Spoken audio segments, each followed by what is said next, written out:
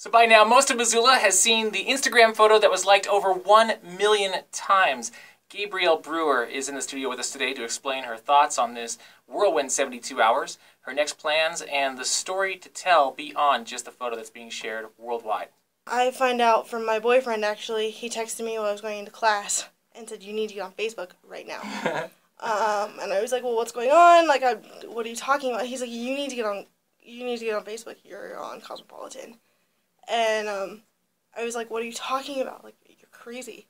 You're a guy. Like, you should know what Cosmo is." Guys read Cosmo to figure you girls out. That's what the story is. I guess. Yeah. So he was like, "Yeah, my roommate found that you're in Cosmo," and like so I guess like my boyfriend's roommate put it on his wall, and then Austin, who's my boyfriend, shared it to my wall, and then from there, I got a bunch of shares on that off of my wall, and then within 15 to 20 minutes of the Cosmopolitan article, I got a phone call from ABC Studios in New York, asking if they could take my story national.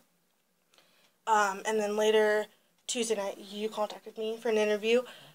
Wednesday, I found out that 17 magazine took it, and they've done their thing with it.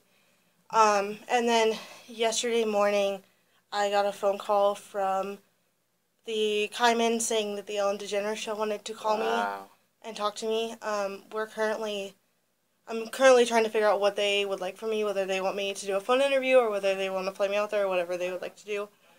And I've also got emails from Time Magazine, another one from ABC Studios, and also from the Today Show. Yeah. So the story itself is exciting afterwards, but there's a story to the photo. So you were in Greece. You were over there for just a student learning experience? Yeah, last spring I applied through the University's Study Abroad program, through the classics department to go to Greece. I'm a history major, but I just was doing some research and found this Greece trip and decided to apply.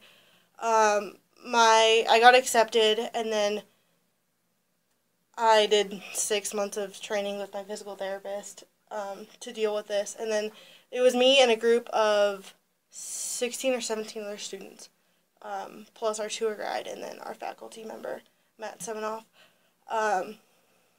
And it was an intense 3 weeks. We were gone for about 2.5 probably. Right. So it was intense, and I never ever thought that a photo that I took to let my family know that I was okay would go viral like this. I mean, I'm from Missoula, Montana, born and raised. Who would ever think that a photo like this would go?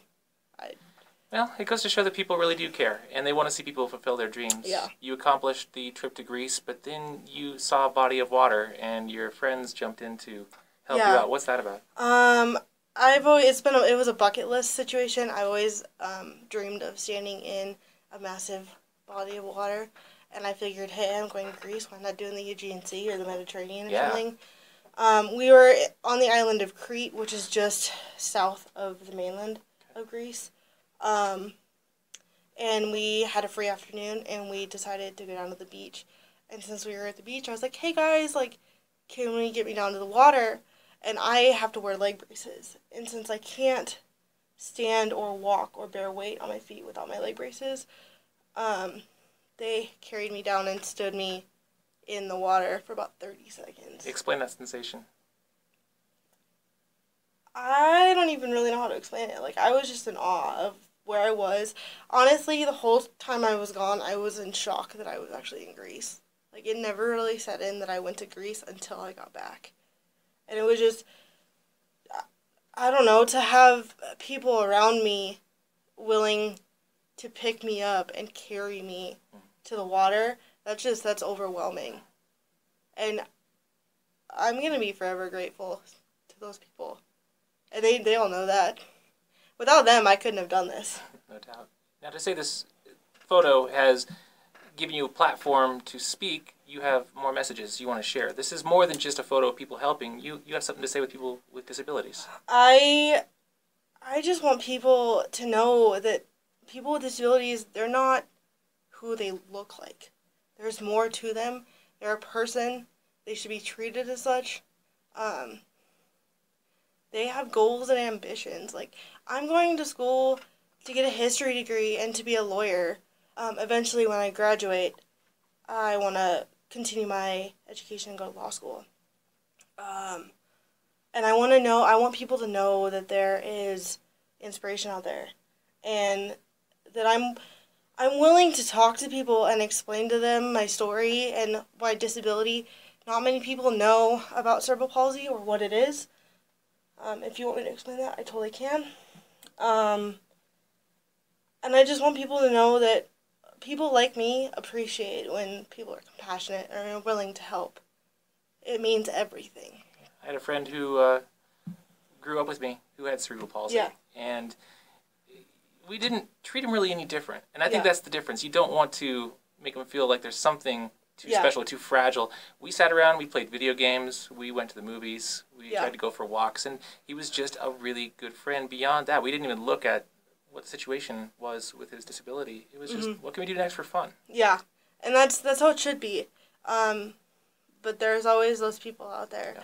Most people are pretty understanding and are willing to help, but there's always those people out there. I don't know if you've seen some of the comments on the threads on, like, Imgur and Reddit. A lot of people said, without any knowledge of my disability or what I had, they said I was paralyzed, that they should have left me in the water to die. They told me I was a vegetable. And people ask if that bothered me. It really didn't, because these people don't know what I have, first of all, and they're not willing to ask and find out. And I'm more than willing, if people are going to ask questions, I welcome that. Even if they feel stupid for asking or they feel that it's rude, I completely welcome that. Well, look at this, though. You had a few people say what they wanted to say to kind of take a stab, but 1 million likes? Yeah. That's kind of Yeah. make up for that. That was completely overwhelming. And it's bigger than I thought it was. Yeah. I had no idea that I went viral on Instagram. Next thing you know, 72 hours later, you're sitting in a radio studio Yeah. getting phone calls from Ellen. Yeah,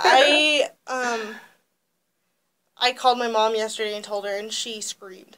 I bet. Like, my family has no idea what to think or how to process all of this. They're all, like, super confused.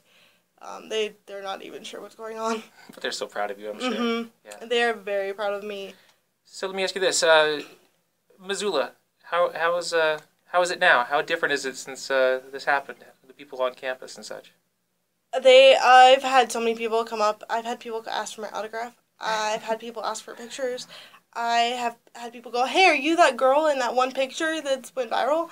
I've had people come up and ask me questions, and I welcome that. I want to educate people, and I want them to understand, and I want them to know that people like me are normal, and we have goals and dreams, and we have the needs that everybody else does. So, very, very inspiring. yeah, it's Pass along a message to your family and friends out there in Missoula. I just want to thank you all for all your love and support and your encouragement, and I hope that I'm doing you all proud, and we'll see what happens from here on out.